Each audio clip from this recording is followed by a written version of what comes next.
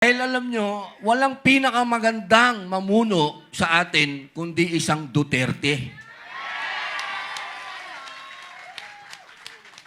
Kung meron tayong future president na Inday Sara Duterte, magkakaroon din tayo ng future president pa na Baste Duterte. Allahu Akbar! A'udhu billahi minasyaitanir rajim. Bismillahirrahmanirrahim. Alhamdulillah rabbil alamin. Bismillahi wassalatu wassalamu ala rasulillahi. Assalamualaikum warahmatullahi wabarakatuh. Sumayin niyo po ang kapayapaan. Mga mahal kong kababayan, ito po ang araw na itinakda. Walang iba kundi ang aking kapatid, ang aking pinagmamalaki, ang aking sinasaluduhan, ang bagong Pangulo ng Partido Demokratiko ng Pilipinas, laban si Bastian Duterte! Duterte! Duterte! Duterte! Duterte! Napakasarap pong isigaw ang Duterte. Sapagkat alam po nating lahat, batid nating lahat, naramdaman nating lahat ang pagbabagong dinala ni Tatay Digong. Hindi po tayo nandito para makipagbulahan. Hindi po tayo nandito para sumipsip. Tayo po'y nandito para makiisa sa pagbabagong naantala. Batid po nating lahat. Alam nating lahat na naantala yung pagbabago na naumpisahan. Ngayon, nakikita po ninyo, lahat ng sinabi ni Pangulong Rodrigo Roa Duterte, lalong-lalo na yung gera sa Middle East, nangyayari na ngayon. Nasa mga mukha natin, na dadating ang panahon, magkakaproblema tayo sa langis. Eto na. Nasa mga mukha na natin. 4 years ago, sinabi na niya. Ngayon, paano nila sasabihin na hindi tama si Digong? Paano nila sasabihin na yung isang taong nagsasalita kanina dyan ay isang, anong sabi nila daw? Kami daw ay mga Chinador. Kami daw ay mga tao ng China. Pero saan tayo lumalapit ngayon? Saan tayo tumatakbo ngayon? Sa China. Ano ang ibig sabihin nun? Ang ibig sabihin nun, alam, batid ni Tatay Digong na isang araw ang tutulong sa atin, kapitbahay natin. Napakaganda po nung kanta kanina. Bayang ko. Eksakto! Alam naman natin na hindi madadala si Digong doon sa dahig kung hindi tumulong ang sino. Alam nyo kung Pilipino lang, hindi natin kaya yun. Hindi natin magagawa yun. Tandaan nyo to, hanggat nandito ang kuko ng agila. Sino ba ang agila?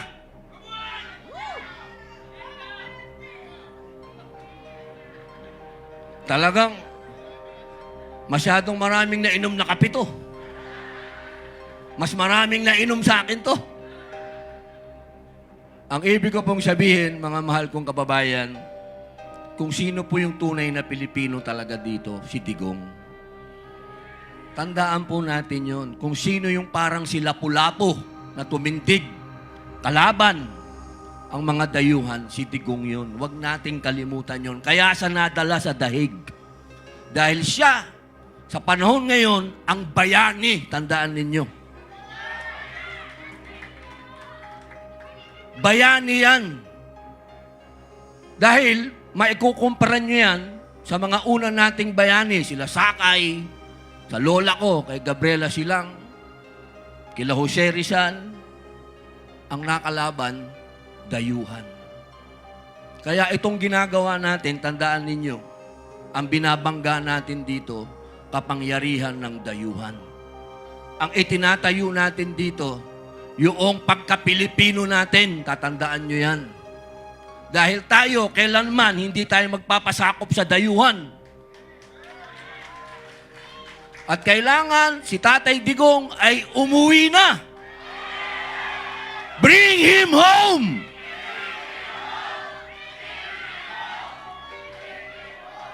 English yan. Minsan lang ako mag-English. Bring him home. Hanggang doon na lang yun. Bilang panghuling salita, gusto ko pong sundan ang sinabi ni Congressman Leandro.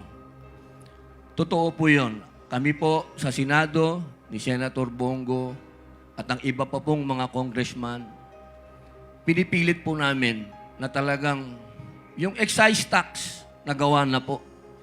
Pero payat yun. Pinipilit namin yung VAT. Maraming salamat kapag nangyari, malaking tulong. Pero kung sasabihin po natin, katulad po ng sinabi ni Congressman Marcoleta, yung mga oligarko, makinig kayo, mga oligarko ng langis. Matagal na kayong pinangaralan ni Digong noong pa matitigas ang ulo ninyo Matagal nyo lang niloloko ang taong bayan. Itataas ninyo, ibababa nyo ng konti, itataas ninyo. Ito ho yung panahon na huwag nyo na kaming lokohin. Dahil sobra na ho ang hirap ng tao. Ang lahat ho ng presyo ay nakasalalay sa langis. Kasi transportation yan diesel. Oh, nandito pala yung boss ko. Sir, June Esperon. Boss, mabuhay po. Partner ko yan, pinadala ko niyan sa West Philippine Sea. Alam nyo, yung oil deregulation ho, yun po yung batas na bumibiktima sa atin. 1998 po yan. Sana, kung talagang seryoso po yung mga senador at mga congressman na talagang bigyan ang taong bayan ng konting, alam nyo na, yung ginawa, yung oil deregulation law. Kailan, yan ho ang dapat namin i-repeal o i-amend. Yun ho, walang bulahan. Kapag yan ho, hindi nagagalaw yan, ibig sabihin, bulahan lang ho yan. Kasi yun ho, ang nagsasabi dito sa mga oligarko ng langis kung anong gusto nilang presyo. Sila ho ang nagdi-dictate. Kailangan tanggalin ho natin yan, ang kapangyarihan na yan sa kanila. Doon lang ho nyo malalaman na walang bulahan. Pero ngayon, puro bulahan lang po yan. Bilang panghuli, ako po yung nagpapasalamat sa aming chairman, acting chairman, Sir Alcusi. Sir, maraming salamat po. At dumating po yung panahon na nangyari na ng atin pong Pangulo ay si Baste. Alam nyo, ang tagal ko pong dinasal nito. Dahil alam nyo, walang pinakamagandang mamuno sa atin kundi isang Duterte. Kung meron tayong future president na Inday Sara Duterte, magkakaroon din tayo ng future president pa na Baste Duterte.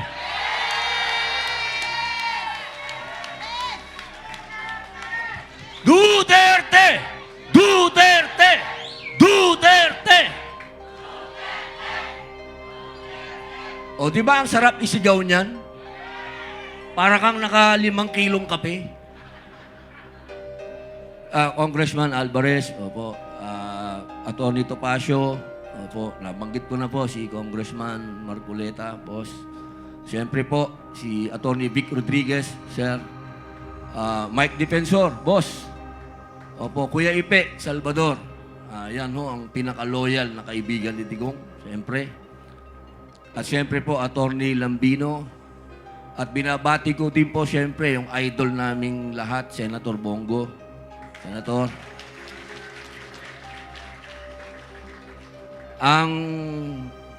Ito, ipagpapalit ko ang pagiging senador dito, pwede ko ibigay sa kanya. Attorney Jimmy Bondok. At sa lahat po na nandito, ma'am, Lizette, ma'am, nandito po lahat ng mga kaibigan ko. Kung sino po hindi ko nabati, maraming salamat po sa inyo. Mabuhay po. Tandaan po ninyo, Ma'am Cathy Binag, tandaan po ninyo, hindi po nasasayang ang oras natin pagkasama natin ng mga Duterte. Hindi po. Dahil tunay po nung panahon ni Digong, naramdaman natin na ang mga Pilipino nakataas ang noo natin.